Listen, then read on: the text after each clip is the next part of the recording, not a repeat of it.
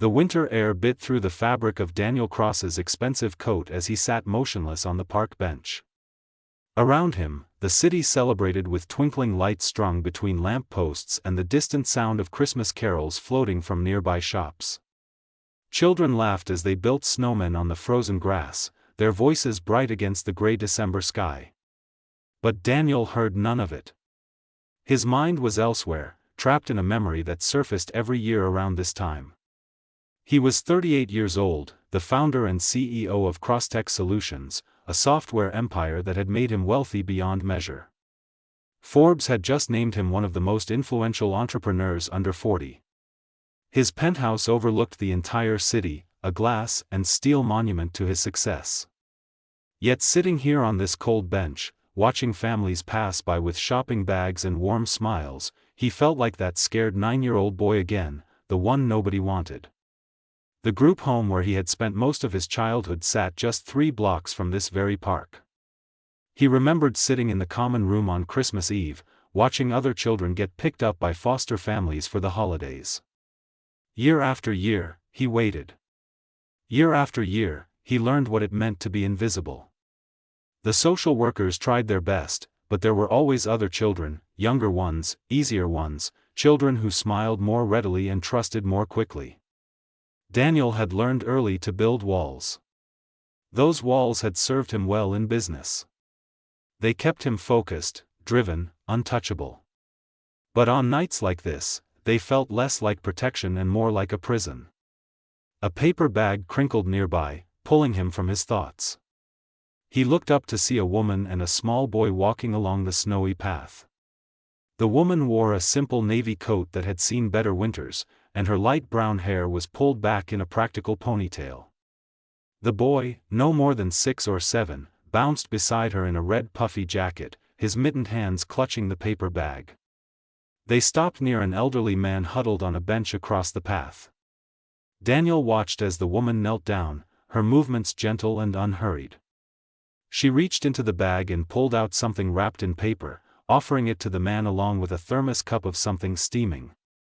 The elderly man's weathered face broke into a smile, and they spoke quietly for a moment before the woman and boy continued on their way.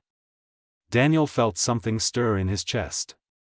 Not pity, not admiration exactly, but recognition. He knew what it looked like when someone gave not from abundance but from the little they had. The boy's voice cut through the quiet. "Mommy, that man over there looks really sad." Daniel's head turned. The boy was pointing directly at him.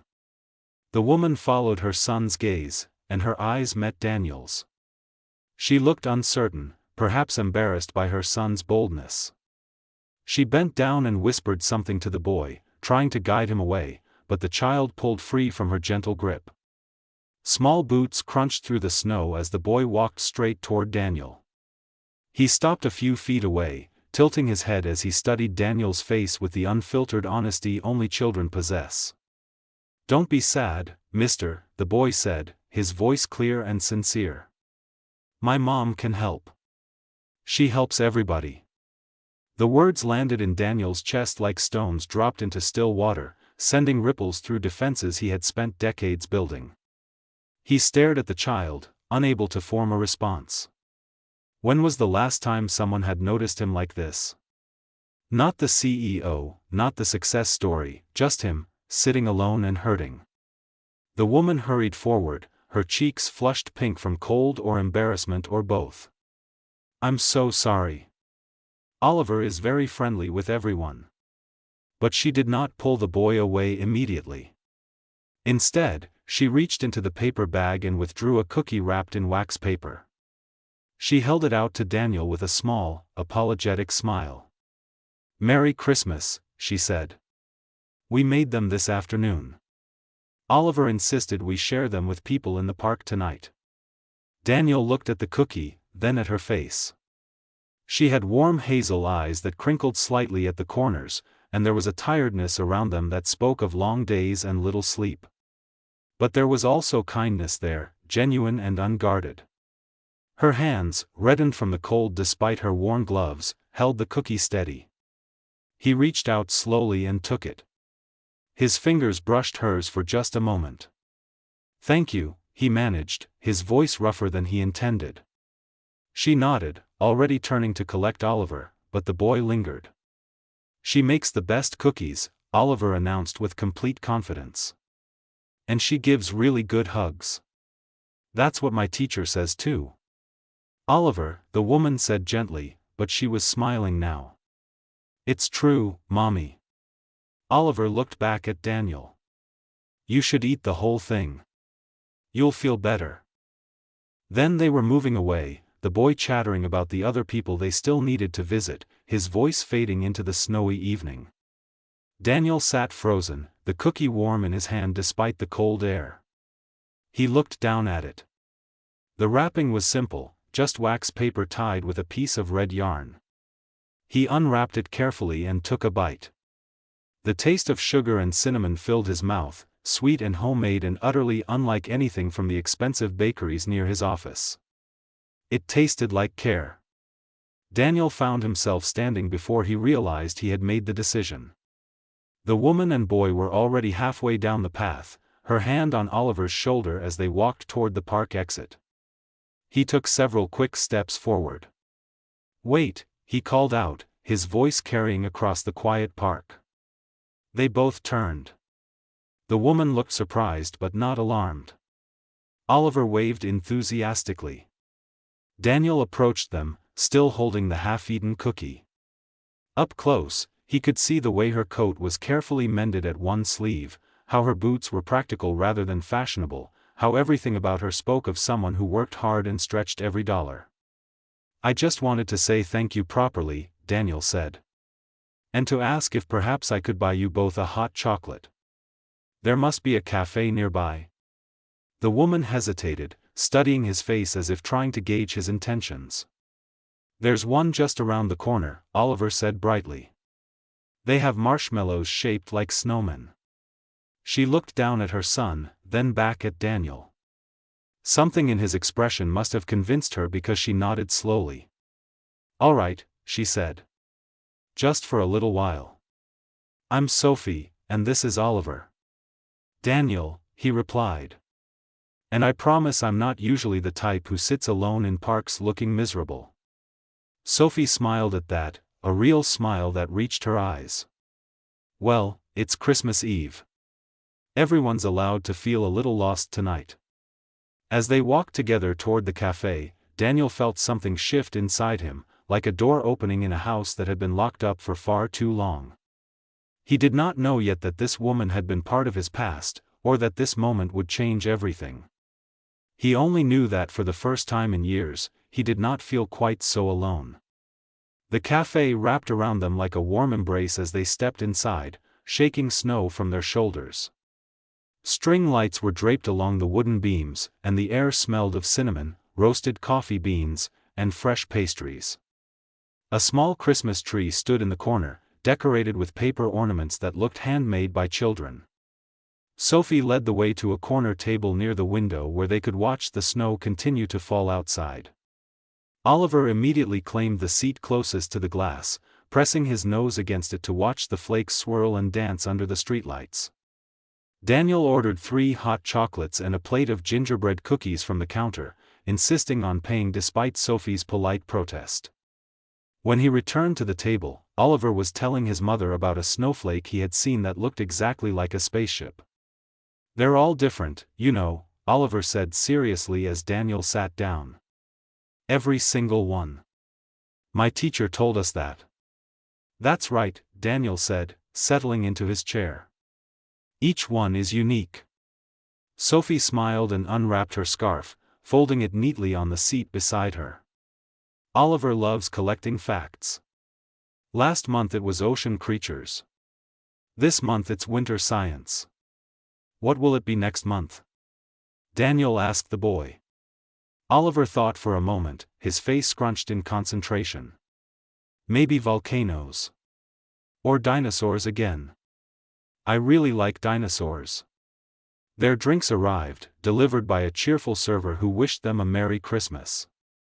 Oliver's hot chocolate came topped with 3 miniature marshmallow snowmen, exactly as he had promised. His eyes grew wide with delight. For a while, they sat in comfortable near silence, sipping their drinks and watching the world outside. Daniel found himself relaxing in a way he had not experienced in months, maybe years. There was something about Sophie's presence that felt steady, grounding. She did not ask probing questions or try to fill every silence with chatter. She simply was, present and calm. "So what brings you to the park on Christmas Eve?" Sophie asked eventually, her voice gentle and curious rather than intrusive. Daniel wrapped his hands around his mug, letting the warmth seep into his fingers. "Memories, I suppose.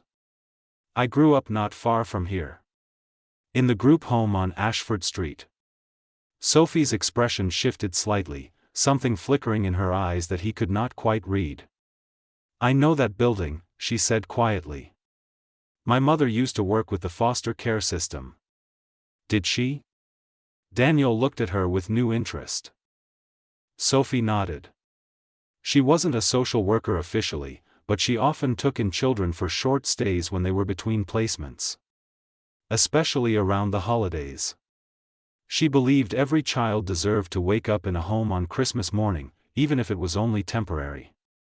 Something tightened in Daniel's chest. "That's a beautiful thing to do." "She was a beautiful person," Sophie said, and there was old grief in her voice, the kind that had softened with time but never fully disappeared. "She passed away 4 years ago. Cancer." "I'm sorry," Daniel said, and he meant it. Oliver looked up from his hot chocolate, a marshmallow mustache on his upper lip. "Grandma used to make the best pancakes. She made them shaped like animals." Sophie laughed softly and wiped Oliver's face with a napkin. "Yes, she did. You were only 2 when she died, but you remember those pancakes." They talked for another hour, the conversation flowing easily between them. Daniel learned that Sophie was an elementary school teacher at Riverside Primary, that she loved her job despite the modest pay, that she dreamed of creating interactive theater programs for children. Sophie learned that Daniel ran a technology company, though he kept the details vague, not wanting the weight of his wealth and status to change the gentle dynamic between them. Oliver eventually dozed off against his mother's shoulder, exhausted from their evening of cookie distribution. Sophie stroked his hair absently, her movements automatic and tender. "You're a good mother," Daniel said quietly. Sophie looked at him, surprised by the directness of the compliment. "I try." His father left when Oliver was a baby. "It's just been the 2 of us since then. He's lucky to have you." "I'm lucky to have him," Sophie replied. "He's taught me more about kindness than I ever taught him." Tonight was his idea, the cookies and the park. He saw a news story about people being lonely during the holidays and insisted we do something. Daniel felt that tightening in his chest again, the sensation of ice cracking around his heart. "He's a remarkable kid." "He is," Sophie agreed, pride and love evident in her voice. When they finally left the cafe, the snow had stopped, leaving the world blanketed in white and quiet. Daniel walked them to the bus stop, hands in his pockets, reluctant for the evening to end. "Thank you," he said as they waited. "For the cookie, for the company, for noticing me. You have no idea what it meant." Sophie looked at him with those warm hazel eyes. "Sometimes we all need someone to notice us." "Merry Christmas, Daniel." The bus arrived, and she guided a sleepy Oliver aboard. Daniel watched until the vehicle disappeared around the corner, then walked slowly back to his penthouse, the taste of hot chocolate still on his lips and something unfamiliar blooming in his chest. He did not know that Sophie would spend the next few days unable to stop thinking about the sad man in the park, or that she would pull out her mother's old files looking for inspiration for her theater program. He did not know that fate had threads connecting them that reached back 25 years. Not yet.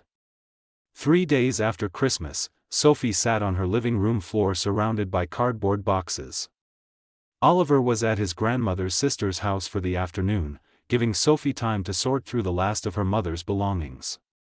She had been putting off this task for months, perhaps longer, but her landlord needed the storage unit cleared, and she could delay no more. Most of the boxes contained predictable items, old teaching materials from when her mother had volunteered at the literacy center, photo albums, kitchen items, holiday decorations. But one box, smaller than the others and taped shut with yellowed tape, caught her attention. She opened it carefully. Inside were manila folders, each one labeled with a child's name and dates. Her mother's fostering records, kept private and separate from official files. Sophie had known about some of these children, had vague memories of temporary siblings who stayed for days or weeks during her own childhood. She flipped through them slowly, reading her mother's careful notes, seeing school photos and hand-drawn pictures. Then her fingers stopped on a folder that made her breath catch. The name on the tab read, Daniel Cross. Temporary care. December 1999. Sophie's hands trembled as she opened it. Inside was a school photograph of a boy about 9 years old with dark hair and large, wary eyes. His expression was carefully neutral, but Sophie could see the sadness underneath, the guardedness of a child who had learned not to hope for too much. And then the memory crashed over her. She had been 8 that winter. Her mother had brought home a quiet boy who barely spoke, who spent most of his time sitting by the window in the guest room. Sophie remembered trying to include him in decorating cookies, remembered how he had flinched when she got too close, how he clutched a red scarf that belonged to him like it was the only thing in the world he could trust. He had stayed for 1 week. Just 7 days while his case was being reviewed. And then he had gone back to the group home, and Sophie had never seen him again. Until 3 nights ago in the park. Sophie stared at the photograph, then at her mother's notes. The boy in the picture had the same eyes as the man on the bench, the same shape to his face, older now but unmistakably the same person. Her heart pounded as she pulled out her phone and searched for Daniel Cross. The results flooded her screen immediately. CEO of Crosstech Solutions. Net worth estimated in the hundreds of millions. Articles about his business success, his philanthropy, his intensely private personal life. It was him. The sad boy who had sat by her window 25 years ago had grown into the sad man who sat alone in the park on Christmas Eve. Sophie sat back, the folder still in her hands, and felt tears prick her eyes. Her mother had helped him, however briefly. Had given him 1 week of warmth and safety in a childhood that had held too little of both.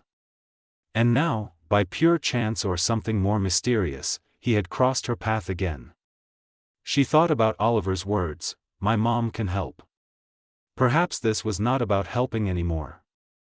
Perhaps this was about completing a circle that had started decades ago, about showing Daniel that the kindness he had received once, however brief, had not been forgotten.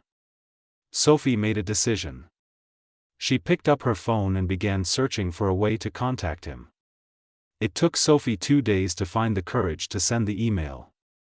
She had found Daniel's business contact information easily enough through the Crosstech website, but deciding what to say proved far more difficult.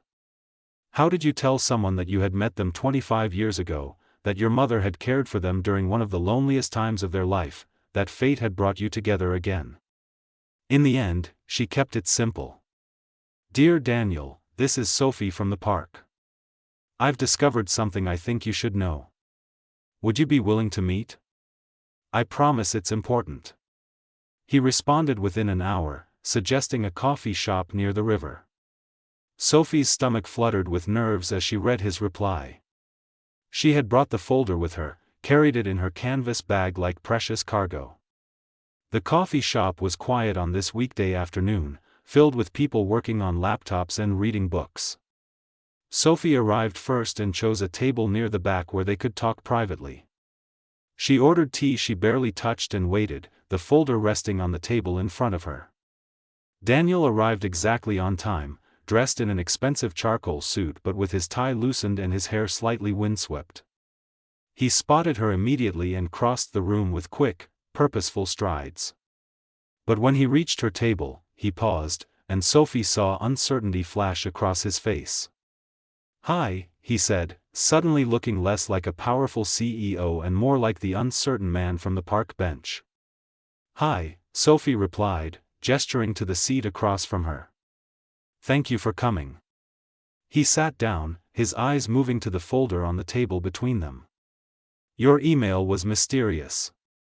"I know. I wasn't sure how to explain over email."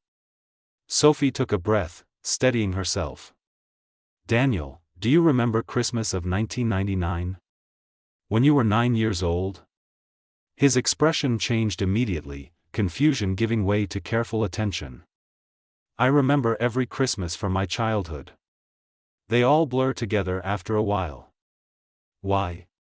Sophie opened the folder and turned it so he could see. "Do you remember staying with a family for 1 week that December? A temporary placement while your case was being reviewed?" Daniel leaned forward, his eyes scanning the papers, landing on his own school photograph. Sophie watched as recognition dawned slowly across his face, followed by shock, then something deeper and more complicated. "Margaret Bennett," he said quietly, reading the name on the file. "She had a daughter. A little girl who tried to get me to decorate cookies." "That was me," Sophie said softly. "Margaret was my mother." Daniel's head snapped up, his eyes meeting hers with an intensity that made her breath catch. "You're that little girl." "I am. I found this file a few days ago while going through her things. When I saw your name and your picture, I remembered. You were so quiet, so sad. I wanted to be your friend, but you wouldn't let anyone close." Daniel sat back in his chair, running a hand through his hair. He looked stunned, overwhelmed. "I remember that house. It had a yellow kitchen and stockings hung by the fireplace. Your mother made hot chocolate every night and asked me about school. She didn't push me to talk, didn't try to fix me. She just let me be. That was her way," Sophie said, smiling through the tears that had started to form. "She believed in quiet kindness."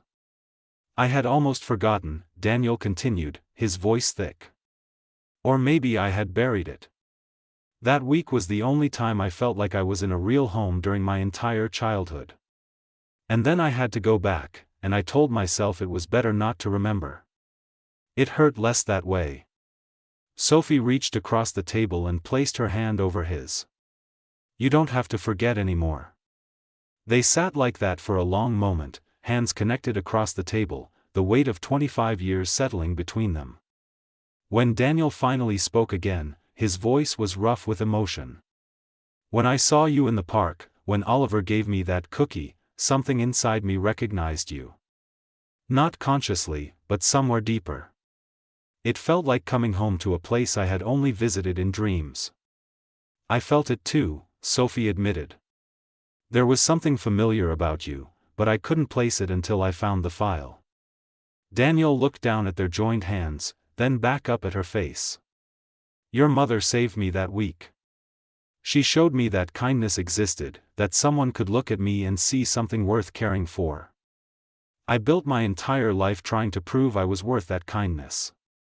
"You were always worth it," Sophie said firmly. "You still are." Over the next hour, they talked, sharing pieces of their lives that had unfolded since that long-ago December.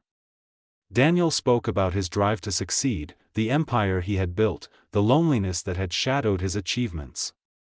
Sophie talked about her mother's death, the struggle of single parenthood, the joy she found in teaching and in Oliver's endless curiosity. "He's a lot like you were," Daniel said at one point. "Oliver. He sees people. Really sees them." "He gets that from my mother," Sophie replied. "She taught me, and I'm trying to teach him. The world needs more people who notice when others are hurting." As the afternoon stretched toward evening, something unspoken began to grow between them. It was more than shared history, more than the coincidence that had brought them together. It was connection, real and deep, the kind that transcends time and circumstance. "I'd like to see you again," Daniel said as they finally prepared to leave. "Not because of the past, but because of who you are now. You and Oliver both." Sophie smiled, her heart feeling lighter than it had in years. "I'd like that too." They began seeing each other regularly after that. Daniel would join them for Sunday breakfast at Sophie's small apartment, where Oliver would chatter excitedly about school and Daniel would listen with genuine interest. Sophie would meet Daniel for lunch during her free periods, and they would talk about everything and nothing, building a friendship that slowly, inevitably, deepened into something more. One snowy evening in February, Daniel took them both to dinner at a restaurant with fairy lights strung across the ceiling. Afterward, as they walked through the park where they had first met, Oliver ran ahead to examine an ice sculpture while Daniel and Sophie walked slowly behind. "I never thought I'd have this," Daniel said quietly, watching Oliver. "A family. People who wanted me around not for what I could do for them, but just for me." Sophie stopped walking and turned to face him. "You have it now. If you want it." Daniel looked at her, really looked at her, in the way he had that first night when she had offered him a cookie and a moment of kindness. "I want it more than anything I've ever wanted." "Then it's yours," Sophie said simply. Daniel kissed her then, soft and gentle, as snow began to fall around them and Oliver's laughter rang out across the park. It tasted like hot chocolate and second chances, like circles completing and wounds finally healing. In the distance, the city glowed with light and life. But here, in this moment, three people stood together in the snow, no longer alone, no longer lost. A lonely CEO had found the home he had been searching for his entire life, and a kind woman had discovered that the seeds her mother had planted so many years ago had finally bloomed into something beautiful. They were a family now, connected not just by chance or by history, but by choice. And that made all the difference. The sad man on the bench had finally come home.